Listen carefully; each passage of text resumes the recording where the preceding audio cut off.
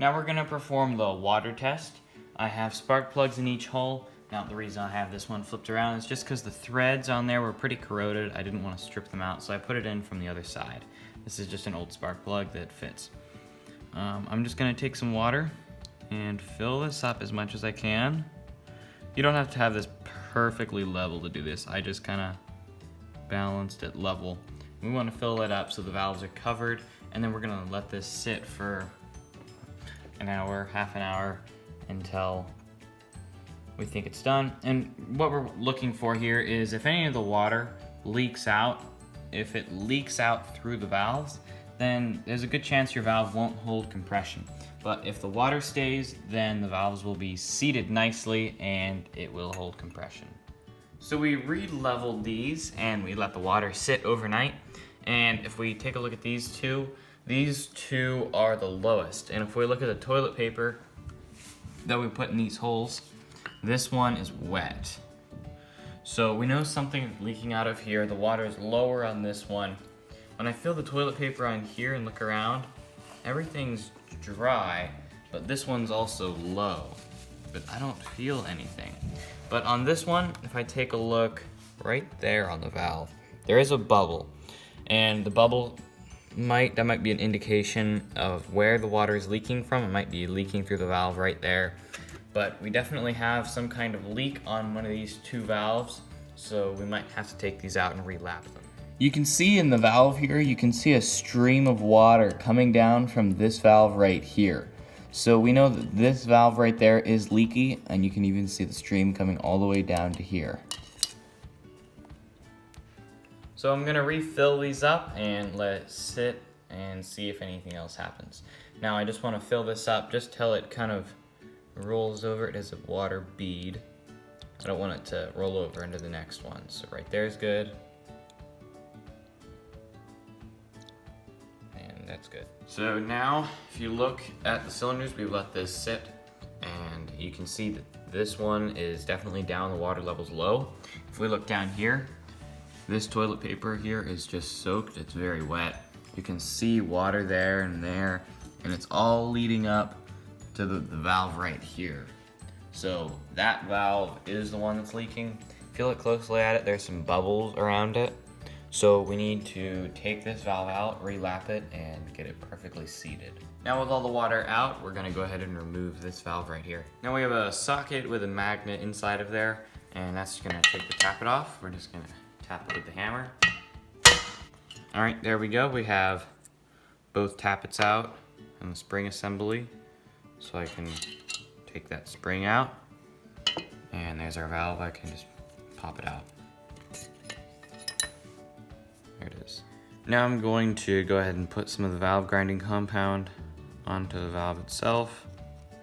Now I'm just going to start seating the valve just by spinning it back and forth.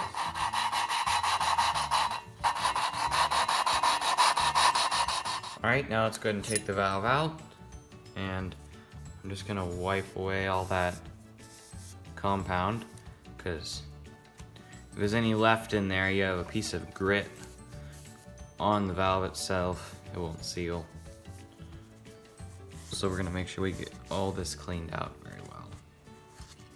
Now I'm just gonna spray a bit of kerosene on there, just so I can clean it up a little bit easier. Now we're gonna go ahead and put the valve back in. I like to tap it in and then take this and just spin it and push down. Just make sure, you'll feel if there's one piece of grit in there, you'll feel it. So spinning it, I can definitely feel that there's nothing in there. It's making a really good seat finish. Now I'm going to go ahead and put the assembly in here with the tappets. Now I'm gonna go ahead and press the spring down, just like that. Now with grease on the end of a screwdriver, I'm going to put the tappet on, and that'll keep the tappet stuck. And now I'm just going to, this is the hard part, carefully maneuver the tappet in there, just like that. Now it's important that you want to put just a little bit of grease in the tappet itself, because that makes it way easier to get it to stay on the valve stem. Without that, it's definitely really tricky. Now let's put on the second one. Just like that.